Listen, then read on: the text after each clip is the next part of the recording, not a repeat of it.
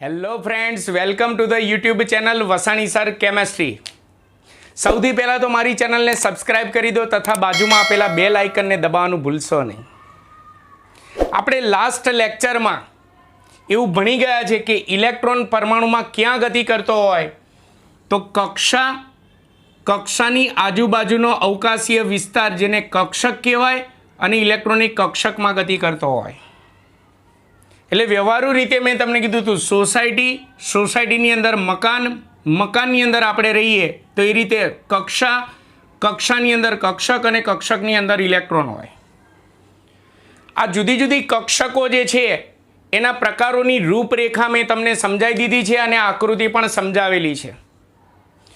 એ કક્ષકોના પ્રકારો જે છે એની ટૂંકનોંધ આપણે હજી પછીના લેક્ચરોમાં ભણીશું। અત્યારે આપણે ક્વોન્ટમાંકના પ્રકારો ભણી રહ્યા છે। એમાંથી આપણે એક ક્વોન્ટમાંક પૂરો કર્યો, મુખ્ય ક્વોન્ટમાંક। ચાલો આજે આપણે બીજો ક્વોન્ટમાંક શરૂ કરીશું, ગૌણ ક્વોન્ટમાંક। સૌથી પહેલાં એની ટૂંકનોંધ ભણીએ તો ગૌણ ક્વોન્ટમાંક, પહેલાં તો એની સંજ્ઞા યાદ રાખજો, સ્મોલ એલ। તે અન્ય કયા નામે ઓળખાય તેના બધા નામ મિત્રો યાદ રાખજો, કારણ કે ક્વોન્ટમાંકના એમસીક્યુ હોય ત્યારે એનું અન્ય નામ પણ પૂછી નાખે પ્રશ્નમાં। તો ગૌણ ક્વોન્ટમાંક એ કોણીય વેગમાન ક્વોન્ટમાંક તરીકે પણ ઓળખાય છે, સહાયક ક્વોન્ટમાંક તરીકે પણ ઓળખાય છે અને એઝીમ્યુથલ ક્વોન્ટમાંક તરીકે પણ ઓળખાય છે। આ ચોપડીમાં નથી પણ એનું આ ત્રીજું નામ મોઢે યાદ રાખજો। ચલો હવે એના મૂલ્યો કેટલા હોઈ શકે તો તેનું મૂલ્ય 0 થી n-1 સુધીના પૂર્ણાંકો હોય છે। સ્મોલ n આવ્યો એટલે કયો ક્વોન્ટમાંક થયો? આપણો મુખ્ય ક્વોન્ટમાંક। એટલે એનું મૂલ્ય મુખ્ય ક્વોન્ટમાંક પરથી મેળવાય છે એટલે એનું બીજું નામ શું છે? ગૌણ ક્વોન્ટમાંક છે અથવા તો સહાયક ક્વોન્ટમાંક છે। ચલો તેનું મૂલ્ય 0 થી n-1 સુધીના પૂર્ણાંકો હોય। જેમ કે આપણે મૂલ્યો મેળવતા શીખીએ, મૂલ્યોનો ઉપયોગ પછી કરતા શીખવાડું। જેમ કે જો n બરાબર 1 હોય તો મૂકો આની અંદર 1 1 એટલે 0, 0 થી 0 એટલે 0 જ થાય। તો જો n બરાબર 1 હોય તો l બરાબર 0 થાય। બીજું જો n બરાબર 2 હોય તો મૂકો અહીંયા 2 1 એટલે 1 થશે। 0 થી 1 એટલે કેટલા આંકડા આવે? 0 અને 1 જ થાય। તો એનો મતલબ કે n બરાબર 2 હોય તો l નું મૂલ્ય 0 અને 1 થાય। જો n બરાબર 3 હોય તો મૂકો અહીંયા 3 1 એટલે 2, 0 થી 2 એટલે કેટલા થાય? 0 1 અને 2 થાય। તો n બરાબર 3 હોય તો l નું મૂલ્ય 0 1 અને 2 થાય। હવે જો n બરાબર 4 હોય તો મૂકો અહીંયા 4 1 એટલે 3 થશે। 0 થી 3 એટલે કેટલા અંકો થશે? 0 1 2 અને 3। તો જો n બરાબર 4 હોય તો l ના મૂલ્યો 0 1 2 અને 3 થાય। એટલે આ રીતે ગૌણ ક્વોન્ટમાંક l ના મૂલ્યો 0 થી n-1 સુધીના પૂર્ણાંકો હોય। મૂલ્યોનો ઉપયોગ કરતા શીખવાડું છું, ડોન્ટ વરી। ચલો ક્વોન્ટમાંક છે, ક્વોન્ટમાંક શું કામ ભણીએ છીએ? ઇલેક્ટ્રોન વિશેની માહિતી મેળવવા માટે। તો આપણે આ બીજો ગૌણ ક્વોન્ટમાંક છે એના પરથી આપણને ઇલેક્ટ્રોન વિશે કઈ માહિતી મળે? તો પહેલી માહિતી, તેના મૂલ્ય પરથી ઇલેક્ટ્રોનનું કોણીય વેગમાન જાણી શકાય છે। કેવી રીતે? તેના માટે વૈજ્ઞાનિકોએ સૂત્ર રજૂ કર્યું છે કે ઇલેક્ટ્રોનનું કોણીય વેગમાન બરાબર √L(L+1) ગુણ્યા h/2π। તો જો આ સૂત્ર પરથી આપણને દાખલો પૂછાય ઇલેક્ટ્રોનનો કોણીય વેગમાન શોધવાનો તો રકમમાં ગૌણ ક્વોન્ટમાંક L નું મૂલ્ય રકમમાં આપેલું હશે, એ અહીંયા મૂકી દેવાનું। એચનું મૂલ્ય રકમમાં ના આપ્યું, એચ એટલે પ્લાન્ક અચળાંક આપણે જાણીએ છીએ 6.626 ગુણ્યા 10⁻34 અને પાઈનું મૂલ્ય પણ આપણે જાણીએ છીએ 3.14, એટલે પછી માત્ર સૂત્રમાં કિંમત મૂકીને સાદુરૂપ જ આપવાનું. એટલે એના મૂલ્ય પરથી આપણને શું મળ્યું? ઇલેક્ટ્રોનનું કોણીય વેગમાન મળ્યું. એટલે જ એનું બીજું નામ શું છે? કોણીય વેગમાન ક્વોન્ટમાંક. આ એના પરથી મળતી પહેલી માહિતી. ચલો તેના પરથી બીજી કઈ માહિતી મળે? તો તેના પરથી કક્ષકનો પ્રકાર અને આકાર બંને જાણી શકાય. જેમ કે આપણે યાદ કરો, મુખ્ય ક્વોન્ટમાંકનું મૂલ્ય જાણતા હોઈએ તો આપણને માત્ર કક્ષાનો પ્રકાર મળે. જેમ કે n બરાબર 1 હોય તો k પ્રકારની કક્ષામાં હોય, 2 હોય તો Lમાં હોય, 3 હોય તો Mમાં હોય, 4 હોય તો Nમાં હોય. એટલે મુખ્ય ક્વોન્ટમાંક સ્મોલ n પરથી કક્ષાનો પ્રકાર જાણી શકીએ, જ્યારે ગૌણ ક્વોન્ટમાંક Lના મૂલ્ય જાણતા હોય તો એના ઉપરથી કક્ષકનો પ્રકાર અને આકાર બંને જાણી શકીએ. જેમ કે કક્ષકનો પ્રકાર અને આકાર જાણવો છે તો જેમ કે Lનું મૂલ્ય જો કોઈ ઇલેક્ટ્રોન માટે 0 હોય તો એનો મતલબ એ ઇલેક્ટ્રોન S પ્રકારની કક્ષકમાં જ હોય.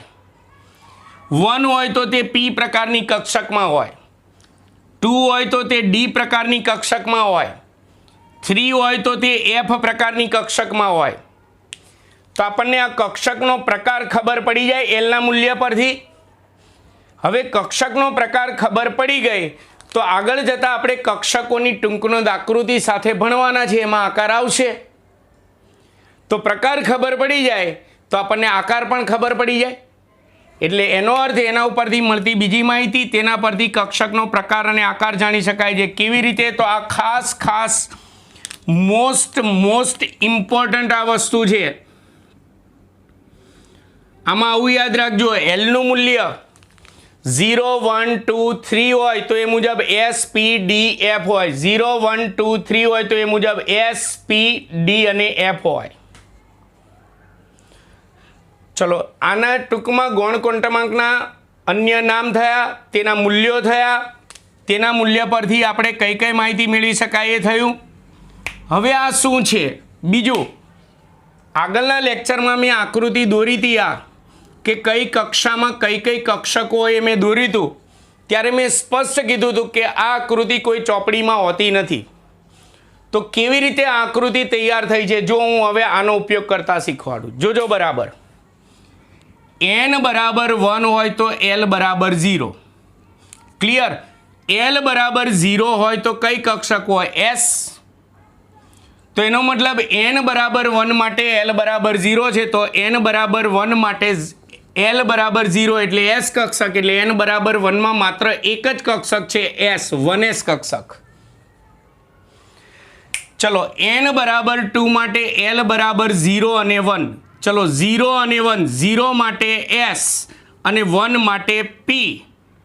તો S અને P કક્ષક થાય. તો n બરાબર 2માં તમે જુઓ, n બરાબર 2માં S અને P કક્ષક એમ બે જ પ્રકારની કક્ષક હોય, 2S અને 2P. આમાં પછી D કે F ન હોય. પછી n બરાબર 3 માટે Lના મૂલ્ય 0 1 2. 0 1 2 એટલે S P અને D થાય.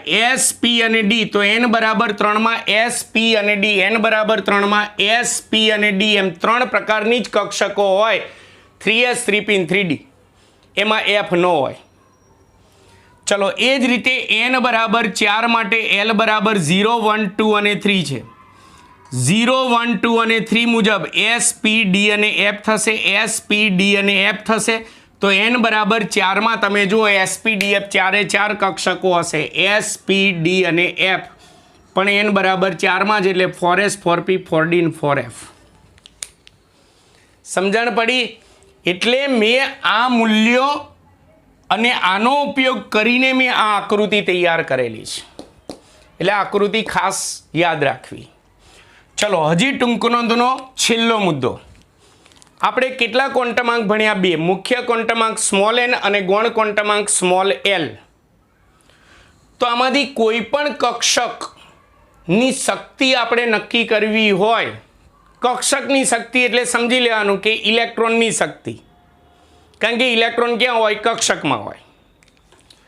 તો કોઈ પણ કક્ષકની શક્તિ એટલે કે તેમાં રહેલા ઇલેક્ટ્રોનની શક્તિનું મૂલ્ય કેટલું હોય તો તેનો મુખ્ય ક્વોન્ટમાંક સ્મોલ n અને ગૌણ ક્વોન્ટમાંક સ્મોલ એલના સરવાળા જેટલી હોય, n પ્લસ એલ જેટલી હોય. એક આ પણ એમસીક્યુ માટે મોસ્ટ આઈએમપી છે, યાદ રાખજો. તો અહીંયા આપણે ગૌણ ક્વોન્ટમાંક પૂરો કર્યો. હવે ત્રીજો ક્વોન્ટમાંક આવે છે ચુંબકીય ક્વોન્ટમાંક. એની ટૂંકનોંધ આજના લેક્ચરમાં જ ભણવાની છે, પણ એની ટૂંકનોંધ ભણતા પહેલાં આપણે ભણીશું પહેલા અને બીજા ક્વોન્ટમાંક પરથી, એટલે કે સ્મોલ n અને સ્મોલ l પરથી એમસીક્યુ. તો ચાલો પહેલાં એમસીક્યુ સોલ્વ કરાવી દો. આ એમસીક્યુ જે છે એ મેં મારા પેમ્ફલેટમાં આપેલા નથી. આ એમસીક્યુ તમારે ચોપડામાં ખાસ લખી રાખવા. મોસ્ટ આઈએમપી જે આ પ્રકારના એમસીક્યુ.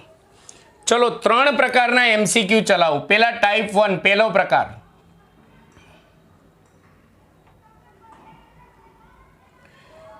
પહેલા પ્રકારના એમસીક્યુની અંદર તમને પ્રશ્નમાં કોઈ ઇલેક્ટ્રોનનો મુખ્ય ક્વોન્ટમાંક અને ગૌણ ક્વોન્ટમાંક એટલે સ્મોલ n અને સ્મોલ એલનું મૂલ્ય આપેલું હશે તો તે ઇલેક્ટ્રોનના પરમાણુની અંદર કઈ જગ્યા હોય તે આપણે જણાવવાનું, એટલે કે ઇલેક્ટ્રોનનું એડ્રેસ આપણે સમજાવવાનું છે. જેમ કે ચલો વિકલ્પો સોલ્વ કરવા માટે હું કોષ્ટક બનાવું. NL અને કક્ષક, NL અને કક્ષક. પ્રશ્નમાં આ બે મૂલ્ય આપ્યા હશે, આપણે આ પસંદ કરવાનું હશે. મોસ્ટ આઈએમપી પ્રકારના એમસીક્યુ છે મિત્રો, યાદ રાખજો.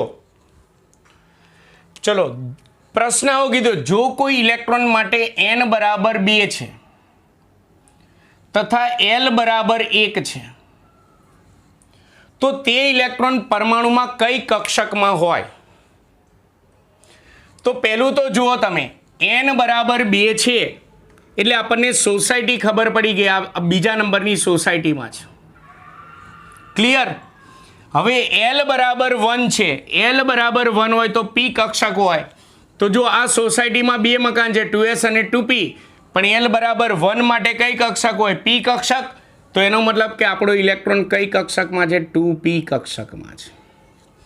એટલે n ના મૂલ્ય પરથી સોસાયટી ખબર પડી અને L ના મૂલ્ય પરથી આ સોસાયટીની અંદર કયા મકાનમાં ઇલેક્ટ્રોન છે તે ખબર પડી, એટલે કે કઈ કક્ષકમાં ઇલેક્ટ્રોન છે તે ખબર પડી. પડી ખબર? એટલે જો આપણે વગર આકૃતિ આવડવું જોઈએ તો પહેલાં તો યાદ રાખજો, કોઈ પણ કક્ષકની આગળ જે મેં અંક લખ્યો છે ને એનો મુખ્ય ક્વોન્ટમાંક છે. જુઓ, એટલે પહેલાં મુખ્ય ક્વોન્ટમાંક એમને એમ લખી નાખો 2, પછી L બરાબર 1 તો આવું યાદ રાખવાનું.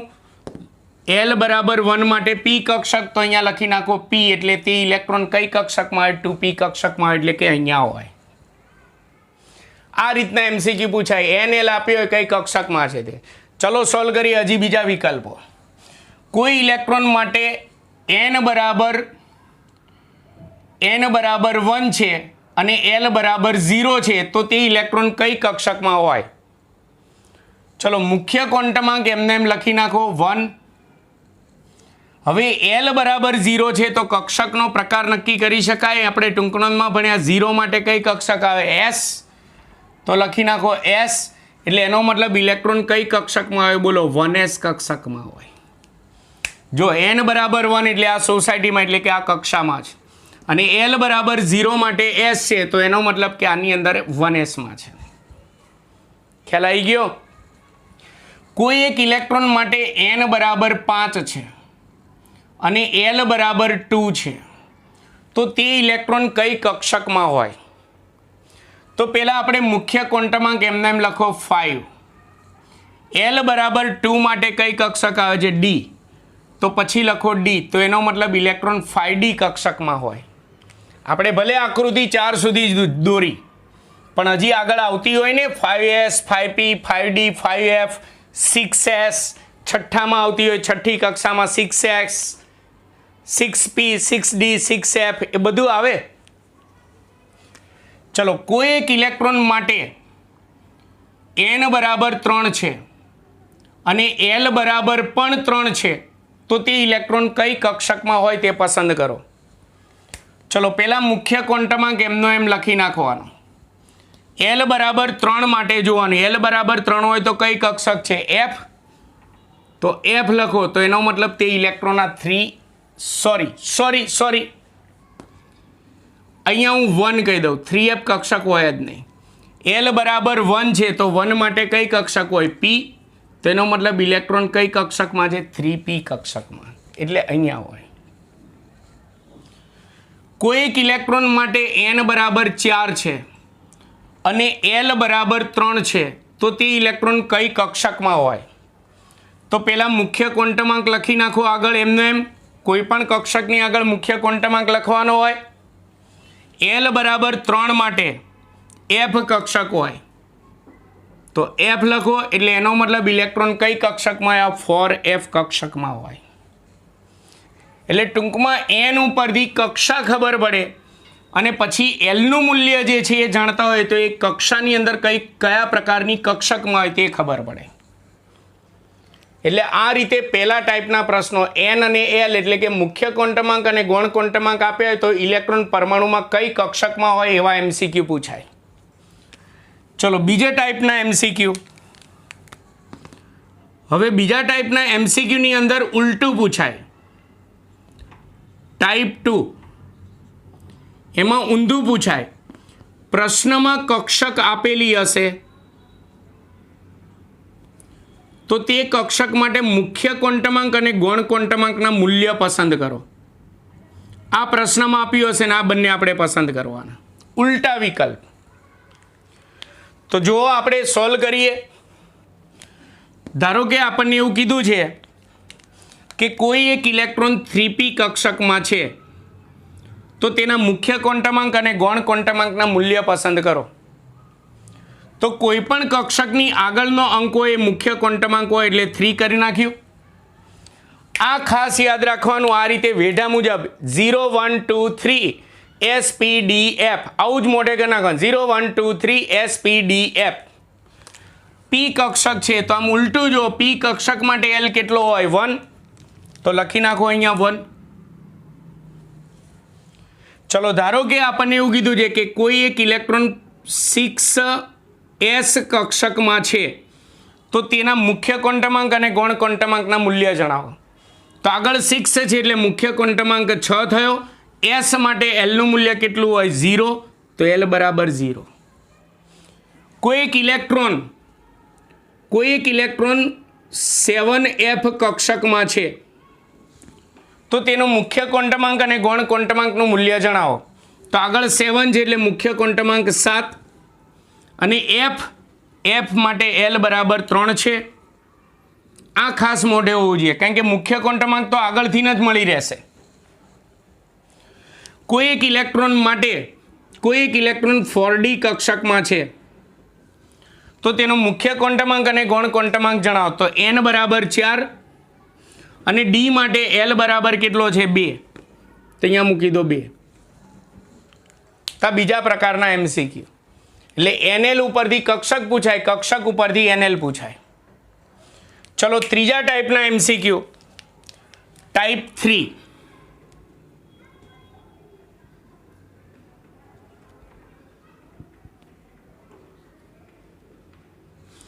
એની અંદર પ્રશ્નમાં આપણને કક્ષક આપેલી હશે અને એ કક્ષકની શક્તિનું મૂલ્ય પસંદ કરો એવું કહેશે. શક્તિનું મૂલ્ય પસંદ કરો. તો કોઈ પણ કક્ષકની શક્તિનું મૂલ્ય કેટલું હોય? તો n + l જેટલું હોય. તો એનો મતલબ મારે શક્તિ પસંદ કરવી હોય, શક્તિનું મૂલ્ય પસંદ કરવું હોય તો આ ટાઈપ 2ની જેમ પહેલાં મારે શું મેળવવું પડે? રકમમાં n અને l મેળવવાનો અને પછી બંનેનો સરવાળો કરી નાખવાનો. જેમ કે જો પ્રશ્ન આ રીતે હશે. કોઈ એક ઇલેક્ટ્રોન 2s કક્ષકમાં છે તો તે 2s કક્ષકની શક્તિનું મૂલ્ય પસંદ કરો. ચલો આગળનો આંકડો એટલે મુખ્ય ક્વોન્ટમાંક 2. s માટે l બરાબર કેટલો છે? 0. સરવાળો કરો 2 + 0 એટલે 2. તો તેની શક્તિનું મૂલ્ય 2. કોઈ એક ઇલેક્ટ્રોન 3p કક્ષકમાં છે તો તેની ઉર્જા એટલે શક્તિ જણાવો. તો બોલો n બરાબર 3 છે, p માટે l બરાબર 1 છે. સરવાળો કરો તો 3 ને 1 4 થઈ ગયું. કોઈ એક ઇલેક્ટ્રોન 5d કક્ષકમાં છે તો તેની શક્તિ જણાવો. તો n બરાબર 5, d માટે l બરાબર 2 છે. તો 5 ને 2 કેટલા થશે? 7. કોઈ એક ઇલેક્ટ્રોન 4f કક્ષકમાં છે તો તેની શક્તિ જણાવો. તો n બરાબર 4, f માટે l બરાબર 3 છે. સરવાળો કરો 4 ને 3 7. એટલે આ રીતે આપણે અત્યાર સુધી 2 ક્વોન્ટમાંક ભણ્યા, મુખ્ય ક્વોન્ટમાંક સ્મોલ n અને ગૌણ ક્વોન્ટમાંક સ્મોલ l. તો એ બંને પરથી મોસ્ટ ટાઈમથી 3 ટાઈપના MCQ પૂછાય. પેમ્પલેટમાં નથી, ખાસ લખી રાખજો, ખાસ લખી રાખજો. તો આ સાથે અહીંયા 2 ક્વોન્ટમાંક આપણે પૂરા થયા. ચાલો હવે આપણે ભણીએ ત્રીજો ક્વોન્ટમાંક, ચુંબકીય ક્વોન્ટમાંક આપણે ભણીશું.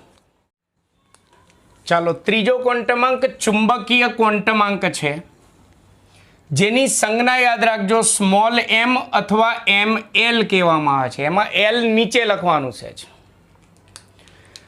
આ ક્વોન્ટમાંકની પહેલાં ટૂંકનોંધ ભણીએ અને પછી આ ક્વોન્ટમાંક પછી ફરી પાછા MCQ મોસ્ટ ટાઈમથી ભણીશું.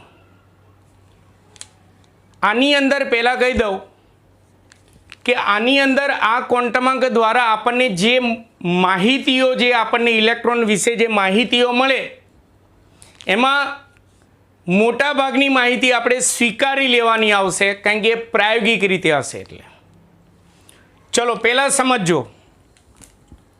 આપણી પૃથ્વી જે હોય, પૃથ્વી 2 પ્રકારની ગતિ કરે. સૂર્યની આસપાસ ગતિ કરે એને કક્ષકીય ગતિ કહેવાય, અને ધરી ઉપર પણ ભ્રમણ કરે એને ધરાભ્રમણ ગતિ કહેવાય. તો તેવી રીતે ઇલેક્ટ્રોન પણ પૃથ્વીની જેમ 2 પ્રકારની ગતિ કરે, એક કક્ષકીય ગતિ અને સાથે સાથે ધરાભ્રમણ ગતિ. ક્લિયર? પણ પૃથ્વી વીજભારિત નથી. જ્યારે ઇલેક્ટ્રોન વીજભારિત છે, ઋણ વીજભારિત, એટલે એનો મતલબ જ્યારે કોઈ વીજભારિત કણ ગતિ કરે ને એટલે એની આજુબાજુ ચુંબકીય ક્ષેત્ર ઉત્પન્ન થાય. આ યાદ રાખજો, કેમેસ્ટ્રીનો નિયમ છે. જ્યારે કોઈ વીજભારિત કણ ગતિ કરે ત્યારે તેની આજુબાજુ ચુંબકીય ક્ષેત્ર ઉત્પન્ન થાય છે. આ ખાસ યાદ રાખવાનું. તો ઇલેક્ટ્રોન જે છે કક્ષકીય ગતિ કરે, એના લીધે પણ આજુબાજુ આમ ચુંબકીય ક્ષેત્ર ઉત્પન્ન થાય, અને ધરાભ્રમણ ગતિ કરે એના લીધે પણ આજુબાજુ ચુંબકીય ક્ષેત્ર ઉત્પન્ન થાય. એમાંથી આ કક્ષકીય ગતિના લીધે જે આજુબાજુ જે ચુંબકીય ક્ષેત્ર ઉત્પન્ન થાય એ ચુંબકીય ક્ષેત્રનું મૂલ્ય, ચુંબકીય ક્ષેત્રના મૂલ્યને કહેવાય તેનું ચુંબકત્વ. તે કક્ષકીય ગતિના લીધે ઉત્પન્ન થતા ચુંબકીય ક્ષેત્રના ચુંબકત્વનું મૂલ્ય જો આપણે જાણવું હોય તો આ ક્વોન્ટમાંક પરથી જાણી શકાય છે. એટલે આનું નામ છે ચુંબકીય ક્વોન્ટમાંક. જે આપણે જાણવાનું નથી, આ બાબત આપણે સ્વીકારી લેવાની છે. એટલે આ ક્વોન્ટમાંકનું નામ પહેલાં તો ચુંબકીય ક્વોન્ટમાંક કેમ છે તેની ઓળખ જોઈએ. તો ઇલેક્ટ્રોનની કક્ષકીય ગતિના લીધે ચુંબકીય ક્ષેત્ર ઉત્પન્ન થાય છે. આ ચુંબકીય ક્ષેત્રના ચુંબકત્વનું મૂલ્ય ચુંબકીય ક્વોન્ટમાંક પરથી જાણી શકાય છે. ક્લિયર? આ એની ઓળખ થઈ. ચલો હવે એના મૂલ્યની વાત કરીએ.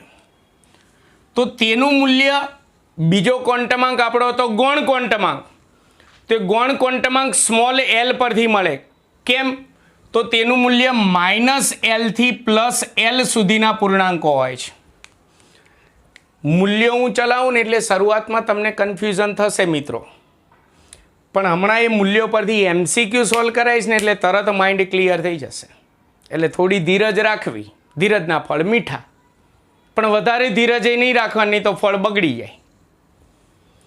ચલો, તેનું મૂલ્ય -l થી +l સુધીના પૂર્ણાંકો હોય. પછી તેના મૂલ્યોની સંખ્યા કોઈ પણ કક્ષક માટે એમના મૂલ્યોની સંખ્યા કેટલી હોય તો 2l+1 જેટલી હોય.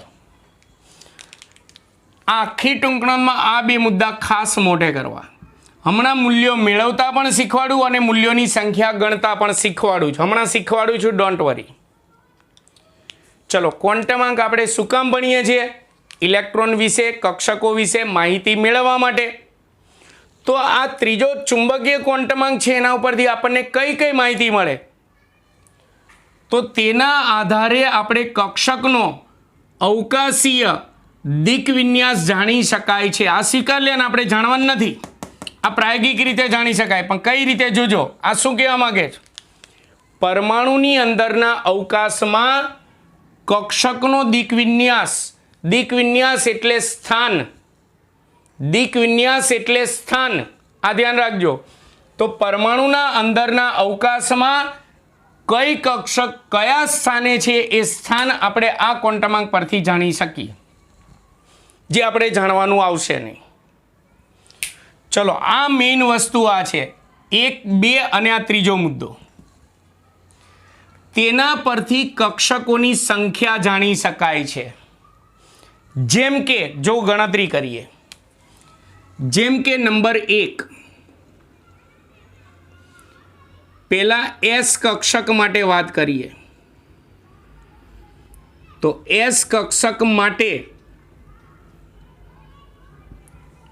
ચલો, પહેલા તો S કક્ષક માટે આપણે બીજા ક્વોન્ટમાંકમાં ભણી ગયા. ગૌણ ક્વોન્ટમાંક સ્મોલ l નું મૂલ્ય કેટલું હોય? 0. તો S કક્ષક માટે l બરાબર 0 હોય.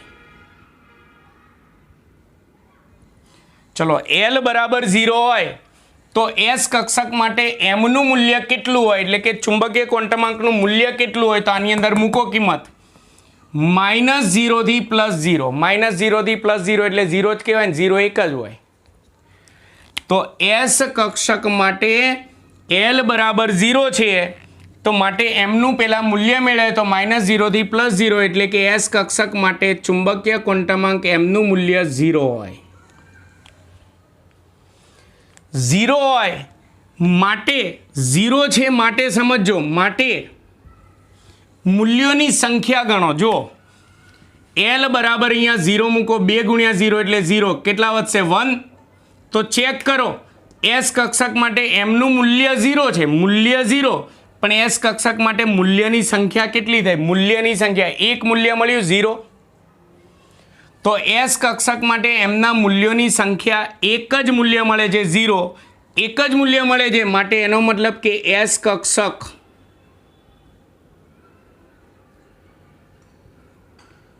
એક જ પ્રકારની હોય છે. એક જ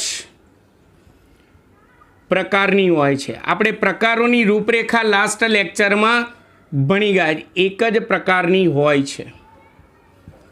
S કક્ષકમાં કોઈ પેટા કક્ષકો હોય નહીં. ચલો, જો P કક્ષક માટે સમજાય એટલે વધારે ખ્યાલ આવશે. નંબર 2, P કક્ષક માટે પહેલા મૂલ્ય મેળવો અને પછી મૂલ્યોની સંખ્યા ગણવાની. ચલો, પહેલા તો P કક્ષક માટે l નું મૂલ્ય કેટલું હોય? 1, જે આપણે બીજા ક્વોન્ટમાંકમાં ભણ્યા. l બરાબર 1. તો P કક્ષક માટે m નું મૂલ્ય કેટલું? તો અહીંયા 1 મૂકો. -1 થી +1. -1 થી +1 એટલે -1, 0 અને +1 હોય. 3 મૂલ્યો થશે.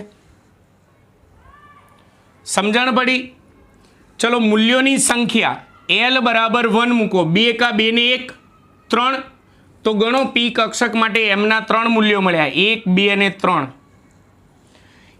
તો આમ P કક્ષક માટે એમના 3 મૂલ્યો મળે છે, માટે કહી શકાય કે માટે P કક્ષક 3 પ્રકારની હોય છે. જે આપણે આગળના લેક્ચરમાં રૂપરેખામાં ભણ્યા હતા. 3 પ્રકારની હોય છે. કયા કયા 3 પ્રકારની હોય? અહીંયા મુદ્દા ટૂંકમાં લખું છું. PX, PY અને PZ. સમજણ પડી? જો એસ માટે એમનું મૂલ્ય 0 છે, પણ મૂલ્યની સંખ્યા કેટલી થાય તો અહીંયા 0 મૂકો તો 1, તો એક મૂલ્ય મળે છે. માટે એસ કક્ષક એક જ પ્રકારની, એમાં કોઈ પેટા કક્ષકો ના હોય. પી કક્ષક માટે એલ બરાબર 1 છે, તો એમનું મૂલ્ય કેટલું થાય -1 થી +1 એટલે -1 0 +1. મૂલ્યોની સંખ્યા માટે 1 મૂકો તો 2 કા 2 ને 1 3 થાય, તો 3 મૂલ્યો થાય છે, 1 2 અને 3 મૂલ્યો થાય છે. માટે પી કક્ષક 3 પ્રકારની હોય છે. એટલે આ રીતે કક્ષકોની સંખ્યા જાણી શકો કે કઈ કક્ષકમાં પેટા કેટલી કક્ષકો હોય. ચલો ત્રીજું ડી કક્ષક માટે 4 પ્રકારની કક્ષક માટે આપણે ગણતરી કરીએ. ડી કક્ષક માટે સ્મોલ એલ બરાબર, ચલો બીજા ક્વોન્ટમાંકમાં ભણી ગયા, ડી માટે એલ બરાબર 2 હોય. એલ બરાબર 2 હોય તો એમના પહેલા મૂલ્ય મેળવો, પછી મૂલ્યોની સંખ્યા. તો એલ બરાબર 2 મૂકો તો -2 થી +2, તો -2 થી +2 એટલે -2 -1 0 +1 અને +2 થાય. આમ હજી મુદ્દો શરૂ છે. ચલો મૂલ્યો મેળવ્યા, હવે મૂલ્યોની સંખ્યા મેળવી છે ડી કક્ષક માટે. તો એલ બરાબર 2 મૂકો અહીંયા, મૂલ્યોની સંખ્યા મૂલ્ય મેળવવા માટે અહીંયા મૂકો, મૂલ્યોની સંખ્યા મેળવવા માટે અહીંયા મૂકો. 2 મૂકો અહીંયા, 2 દુ 4 ને 1 5. તો ચેક કરો ડી કક્ષક માટે એમના 5 મૂલ્યો મળવા જોઈએ. ગણો 1 2 3 4 અને 5. તો ડી કક્ષક માટે એમના 5 મૂલ્યો મળે છે, મૂલ્યોની સંખ્યા 5 છે. તો માટે આપણે એવું કહી શકીએ કે માટે ડી કક્ષક 5 પ્રકારની હોય છે. ડી કક્ષક 5 પ્રકારની હોય છે. બોલો એના પ્રકારો કયા કયા? તો આપણે આગળના લેક્ચરમાં ભણાવી દીધું છે. D X Y, D Y Z, D Z X, D Z square અને D X square minus Y square, D X square minus Y square. ચલો હજી આપણે કક્ષકોની સંખ્યામાં એફ કક્ષક રહી. તો પહેલા તો એફ કક્ષક માટે સ્મોલ એલ નું મૂલ્ય કેટલું હોય?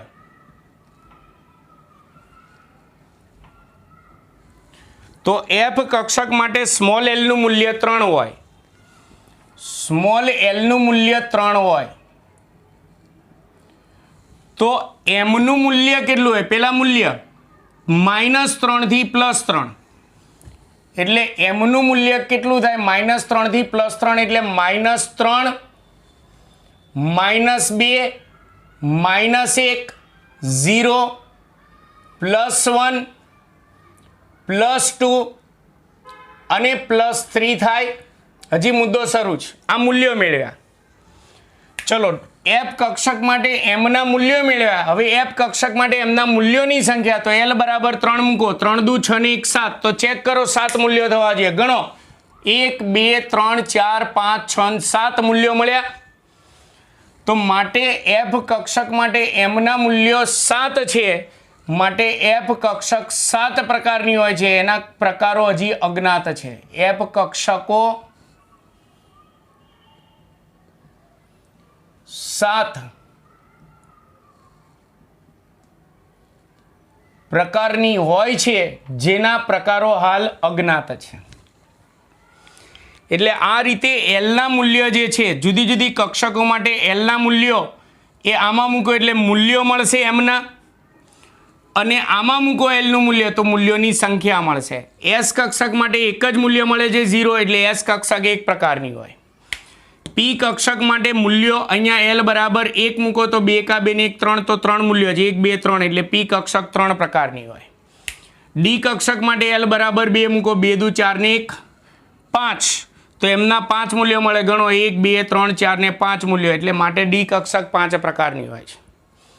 એફ કક્ષક માટે એમના મૂલ્યોની સંખ્યા અહીંયા 3 મૂકો, 3 દુ 6 ને 1 7, તો ગણો 1 2 3 4 5 6 7 મળે છે. તો માટે એફ કક્ષક 7 પ્રકારની હોય છે. આમાં આ રીતે ચુંબકીય ક્વોન્ટમાંક પરથી કક્ષકોની સંખ્યા જાણી શકાય છે. આ એની ટૂંક નોંધ પૂરી. તમારે મેઇન 1 2 અને આ 3 મુદ્દા ખાસ યાદ રાખવા.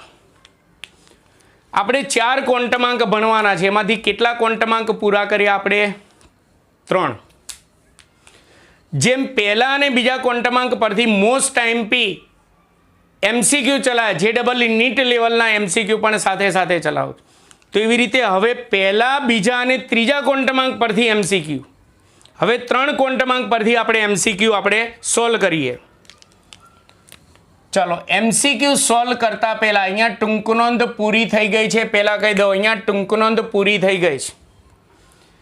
MCQ સોલ્વ કરતા પહેલા એક કોષ્ટક બનાવી દઉં, જેને તમારે ખાસ યાદ રાખવાનો છે. ખાસ યાદ રાખજો, આ કોઈ ચોપડીમાં આપ્યો નથી. તમારે ક્વોન્ટમાંકને અનુલક્ષીને ગમે તેવું અઘરું પેપર પૂછાય, ક્વોન્ટમાંકનો MCQ ગમે તેવો અઘરો પૂછાય ને તો આ કોઠો મોઢે હશે તો તમને આવડશે, નહીં તો નહીં આવડે.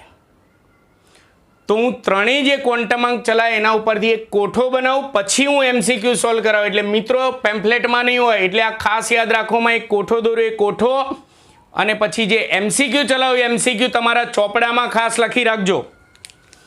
બહુ જ કામમાં આવશે, પરીક્ષામાં પૂછાશે ને તો વસાણીને યાદ કરશો.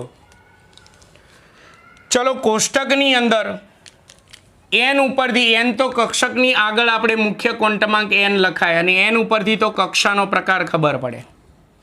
આપણે મેન L અને M નું જોવાનું છે. તો યાદ રાખજો, L નું મૂલ્ય ઉપરથી આપણે કક્ષક જે છે કયા પ્રકારની હોય તે નક્કી કરી શકીએ. જેમ કે આપણે ભણી ગયા છે, બીજા ક્વોન્ટમાંકમાં જ ભણી ગયા છે. L બરાબર 0 હોય તો S કક્ષક, 1 હોય તો P કક્ષક, 2 હોય તો D કક્ષક, અને 3 હોય તો F કક્ષક. ચલો, હવે આ બધી કક્ષકો માટે 2 હોય તો D કક્ષક, થોડી જગ્યા રાખી છે કારણ કે મારે JEE નીટનું પણ ચલાવવાનું છે. 3 હોય તો F કક્ષક. ચલો, હવે આ બધી કક્ષકો માટે M નું મૂલ્યની સંખ્યા નહીં, તો M નું મૂલ્ય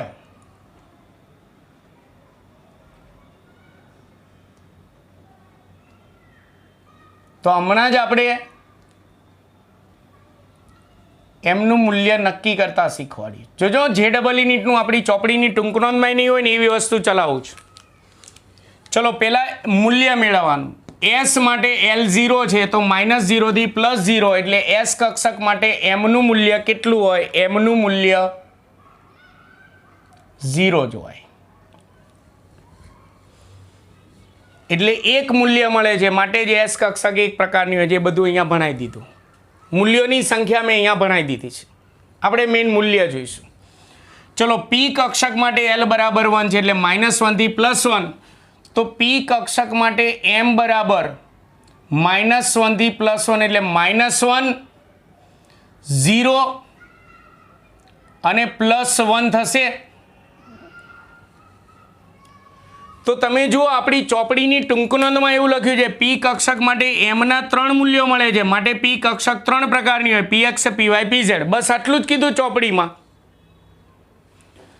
પણ આપણી ચોપડીમાં એવું નથી કીધું કે આમાંથી -1, 0 અને +1 છે તો PX માટે આમાંથી કયું મૂલ્ય, PY માટે આમાંથી કયું મૂલ્ય, અને PZ માટે કયું મૂલ્ય. એ ચોપડીમાં નથી કીધું. તો યાદ રાખજો, JEE નીટ માટે આપણી ચોપડીમાં નથી. JEE નીટ માટે PZ જે છે એમના 3 મૂલ્ય છે. P કક્ષક માટે -1, 0 અને +1, એમાંથી PZ માટે એમનું મૂલ્ય 0 હોય, PX માટે એમનું મૂલ્ય -1 હોય, અને PY માટે એમનું મૂલ્ય +1 હોય. આ ખાસ યાદ રાખજો, આ ચોપડીમાં નથી. ચલો, D કક્ષક માટે L બરાબર 2 છે તો મૂલ્ય કેટલું થશે? -2 થી +2. તો એમના પહેલા મૂલ્ય લખો. તો D કક્ષક માટે એમનું મૂલ્ય -2 થી +2, એટલે -2, -1, 0 +1 અને +2 એટલે એમના કેટલા મૂલ્યો મળ્યા? 5 1 2 3 4 ને 5. તો આપણી ચોપડીમાં તો શું કીધું? ડી કક્ષક માટે એમના 5 મૂલ્યો છે, માટે ડી કક્ષક 5 પ્રકારની હોય. પણ આ જે 5 પ્રકાર છે એમાંથી કઈ ડી કક્ષક માટે એમનું પ્રોપર કયું મૂલ્ય એ આપણી ચોપડીમાં સ્પષ્ટતા નથી કરી. તો એ ખાસ યાદ રાખજો. આમાંથી આ 0 મૂલ્ય જે છે એ DZ² પ્રકારની કક્ષક માટે હોય. પછી બાકી ક્રમમાં લખી નાખો તો DXY માટે એમનું મૂલ્ય -2 હોય, DYZ માટે એમનું મૂલ્ય -1 હોય. ચોપડામાં ખાસ આ કોઠો લખજો.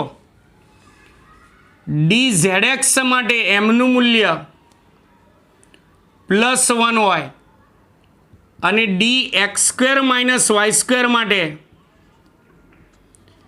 એમનું મૂલ્ય +2 હોય. આ JEE નીટની ચોપડીઓ જે સારી સારી ઇંગ્લિશ મીડિયમની જે ચોપડીઓ આવે છે ને એની અંદર આ પ્રોપર મૂલ્યો આપેલા છે. આપણી ચોપડીમાં તો નથી જ. ચલો F માટે L = 3 છે તો મૂલ્ય -3 થી +3 અહીંયા મેળવ્યું જ છે. તો F માટે એમનું મૂલ્ય -3 થી +3 એટલે -3 -2 -1 0 +1 +2 અને +3 થશે. ક્લિયર? તમારે ભેગું ના થાય એટલા માટે આ પરમાણુની આકૃતિ હું અહીંયાથી ભૂસી નાખું છું. પરમાણુની આકૃતિની જરૂર પડશે એ હમણાં અહીંયા હું દોરી નાખું છું. તો F કક્ષક માટે એમના 1 2 3 4 5 6 અને 7 મૂલ્યો મળે છે. માટે F કક્ષક 7 પ્રકારની હોય જે ટૂંકનોંધમાં ભણ્યા, પણ એના પેટા પ્રકારો હાલ અજ્ઞાત છે એટલે આમાં પેટા પ્રકારો યાદ રાખવા નથી. આ બેમાં ખાસ યાદ રાખજો. આમાં PX માટે -1, PZ માટે 0 અને PY માટે +1 એ રીતે આમાં. હવે આપણે પરમાણુ પણ સાઈડમાં MCQ સોલ્વ કરતા પહેલા પરમાણુ પણ દોરી નાખીએ. N = 1 એટલે K પ્રકારની કક્ષા, N = 2 એટલે KL, N = 3 KLM,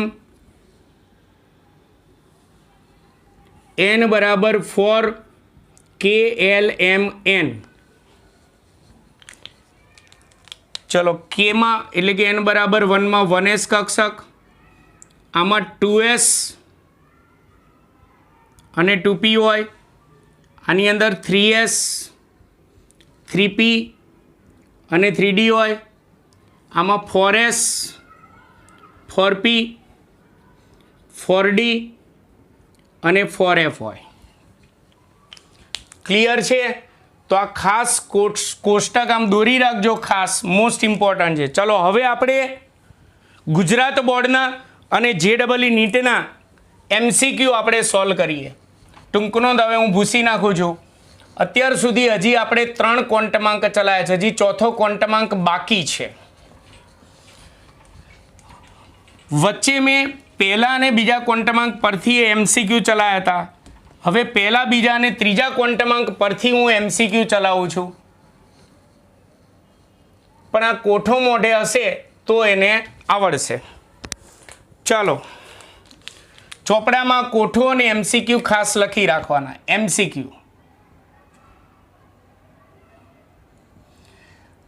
હવે આ કોષ્ટક ઉપરથી 2 પ્રકારના MCQ આપણે સોલ્વ કરીશું. પહેલા આપણે ટાઈપ 1 એટલે પહેલા પ્રકારના MCQ. પહેલા પ્રકારના MCQમાં આપણને પ્રશ્નમાં મુખ્ય ક્વોન્ટમાંક, ગૌણ ક્વોન્ટમાંક અને ચુંબકીય ક્વોન્ટમાંક ત્રણેયના મૂલ્ય આપ્યા હશે અને હવે ઇલેક્ટ્રોન કઈ કક્ષકમાં હોય તે નક્કી કરવાનું. પહેલા જે મેં MCQ ચલાયા એમાં NL આપ્યો અને કક્ષક નક્કી કરતા હતા. હવે NL M આપેલો છે અને કક્ષક નક્કી કરવાની છે. જેમ કે આ રીતે કહેલું છે કે કોઈ એક ઇલેક્ટ્રોન માટે n બરાબર 2 છે, l બરાબર 0 છે અને m બરાબર 0 છે, તો તે ઇલેક્ટ્રોન કયા પ્રકારની કક્ષકમાં હોય? તો સૌથી પહેલાં તો મુખ્ય ક્વોન્ટમાંક આગળ લખી નાખો 2, એટલે એનો મતલબ એ આ સોસાયટીમાં છે. હવે l બરાબર 0 છે ને m બરાબર 0, પહેલાં l બરાબર 0, l બરાબર 0 એટલે s કક્ષક, એટલે s લખો એટલે 2sમાં છે. અને m બરાબર 0 છે તો એસમાં તો કોઈ પેટા કક્ષક નથી, એટલે એક ઇલેક્ટ્રોન ક્યાં હોય બોલો? આ સોસાયટીની અંદર, આ મકાનમાં હોય 2sમાં, કારણ કે એસમાં પેટા કક્ષક ના હોય.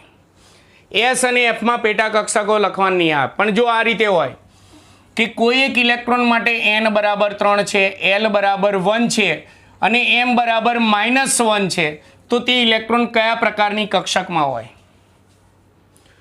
તો ચલો પહેલાં તો n બરાબર 3 છે એટલે સોસાયટીની ખબર પડી જશે, આમાં છે. હવે આ સોસાયટીમાં 3 મકાન છે, S, P અને D. તો હવે l જુઓ, l બરાબર 0 માટે p હોય તો એ 3pમાં છે, એટલે આ સોસાયટીમાં આની આ મકાનમાં છે.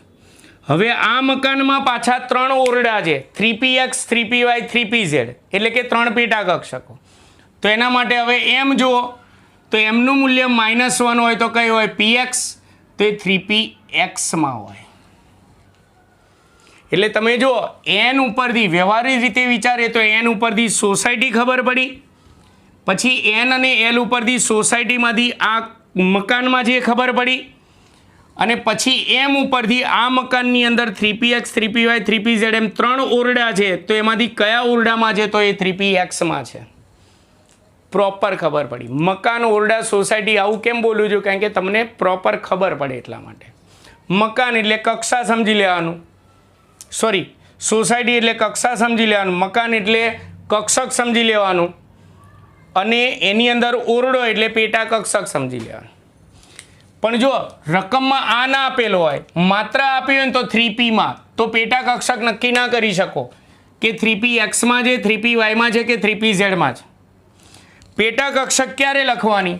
કે જ્યારે આપણને ત્રણેય ક્વોન્ટમાંક આપે ને ત્યારે પેટા કક્ષક લખવાના. અને પેટા કક્ષક માત્ર શામાં લખવાના આવશે? પીમાં અને ડીમાં. એસમાં તો પેટા કક્ષક છે નહીં, એફમાં પેટા કક્ષકો હજી શોધાઈ નથી. ચલો, જેમ કે n બરાબર 4 છે, l બરાબર 2 છે, m બરાબર 0 છે, તો તે ઇલેક્ટ્રોન કઈ કક્ષકમાં હોય? ચલો, n બરાબર 4 છે તો પહેલાં 4 લખી નાખો, એટલે એનો મતલબ સોસાયટી ખબર પડી કે આ કક્ષામાં હોય. હવે 2 છે, l બરાબર 2 છે તો ડી કક્ષક, એટલે 4d, એટલે આમાં છે, આ મકાનમાં. હવે આ મકાન એટલે ડી કક્ષકમાં પેટા કેટલી કક્ષક હોય? 5, એટલે આ મકાનમાં કેટલા ઓરડા છે? 5. તો એમાં ઇલેક્ટ્રોન પ્રોપર ક્યાં હોય? તો જો આ ના આપ્યું હોય તો આપણો પ્રશ્ન પૂરો. પણ આ આપ્યું છે m બરાબર 0 છે, તો હવે m બરાબર 0, ડીમાં m બરાબર 0 ક્યાં આવે બોલો? dz² માં આવે, તે 4dz² છે. સમજણ પડી? ચલો, કોઈ એક ઇલેક્ટ્રોન માટે n બરાબર 6 છે, l બરાબર 2 છે, m બરાબર +1 છે, તો તે ઇલેક્ટ્રોન કઈ કક્ષકમાં હોય? ચલો પહેલા મુખ્ય ક્વોન્ટમાંક લખી નાખો, ફટાફટ આવડવું જોઈએ. l બરાબર 2 છે, 2 માટે d. હવે m આપી હોય તો પેટા કક્ષક નક્કી કરો. d માટે +1 ક્યાં આવે? d માટે +1 ક્યાં આવે બોલો? dzx માટે, તો 6dzx પેટા કક્ષક લખવા. કોઈ એક ઇલેક્ટ્રોન માટે n બરાબર 4 છે, l બરાબર 3 છે, જો એને f કક્ષક પૂછવી હશે ને તો m નહીં આપે. f કક્ષકનો વિકલ્પ હશે ને તો m નહીં હોય. કેમ? કારણ કે fમાં પેટા કક્ષકો નથી શોધાય. એટલે આ તો સિમ્પલ જ છે. 4 લખી નાખો.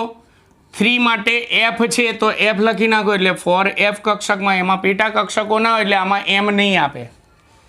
બાકી spdમાં m આપેલો હશે.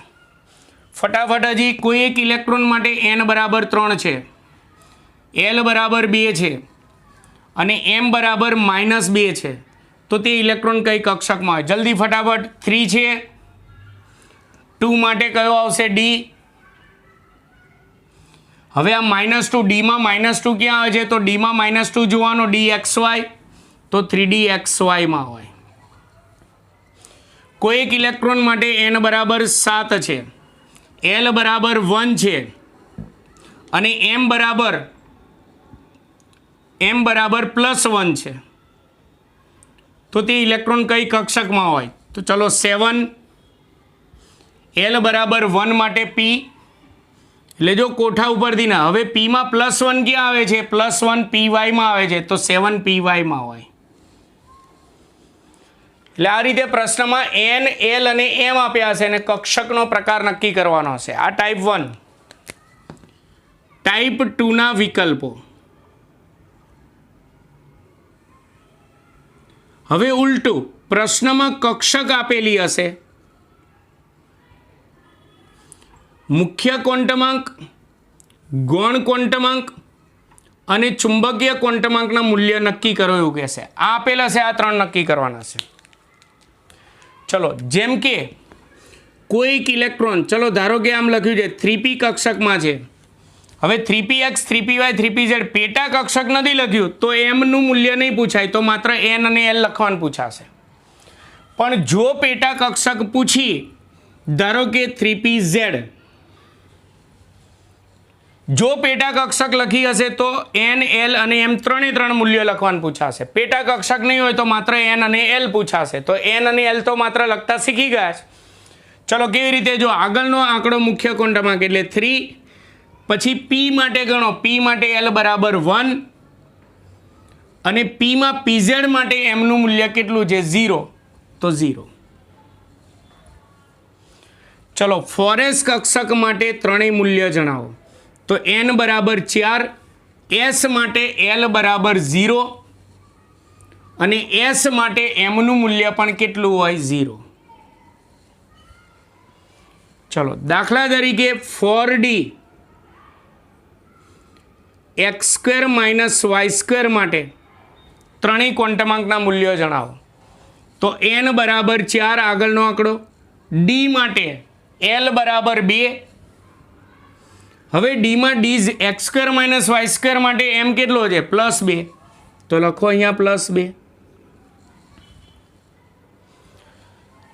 ધારો કે 5f, f પૂછાશે ને તો m નું મૂલ્ય લખવાનું પૂછાશે નહીં, તો માત્ર n અને l જ પૂછાશે. n બરાબર 5 અને f માટે l બરાબર 3, એમાં m નું મૂલ્ય ના પૂછાય. એટલે તમારે કોઠો આવડતો હોય તો n, l, m પરથી કક્ષક અને કક્ષક પરથી n, l, m આવડે. તો એટલે કહું છું મિત્રો, આ કોઠો અને આ MCQ ચોપડામાં ખાસ લખી રાખજો.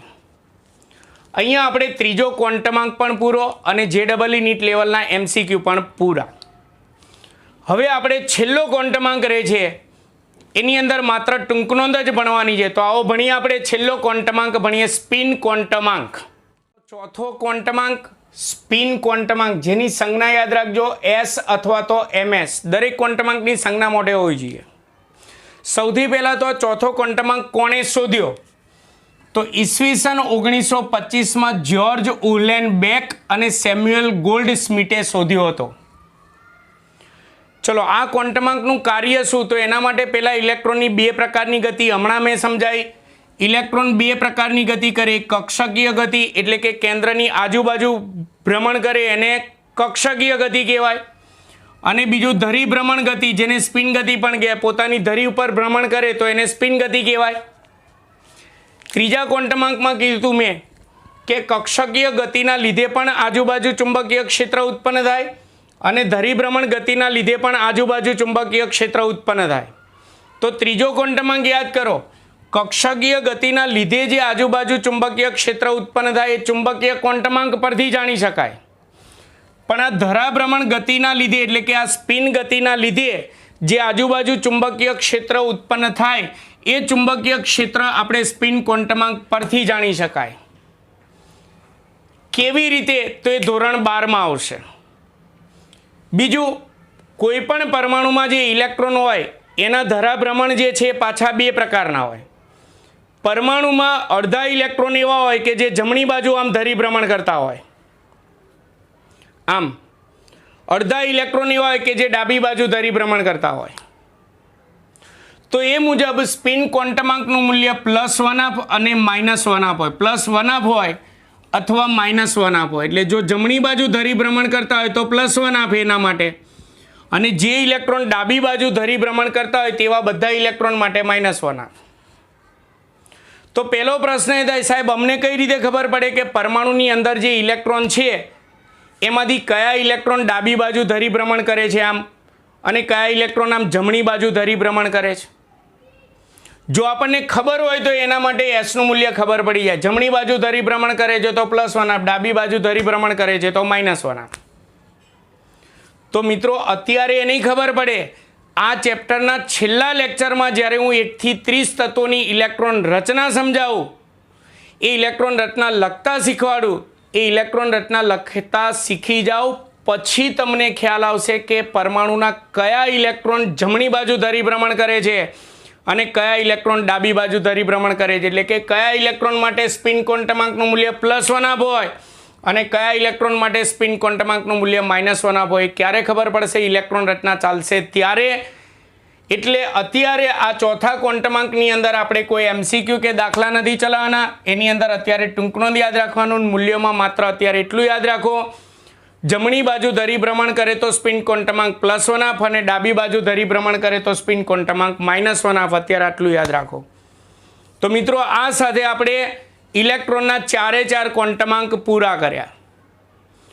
હવે પછીના ટોપિકમાં આપણે ઇલેક્ટ્રોન જે S, P, D કે F કક્ષકમાં હોય તો એ કક્ષક એટલે અવકાશીય વિસ્તારો છે એ કેવા આકારના હોય એ કક્ષકોની ટૂંકનોંધ ભણીશું. તો પહેલા 4 ક્વોન્ટમાંકની ટૂંકનોંધ ભણ્યા, હવે પછી આપણે 4 કક્ષકોની ટૂંકનોંધ ભણીશું. મેં JEE નીટના MCQ સાથે મેં ચલાવ્યા છે ક્વોન્ટમાંક.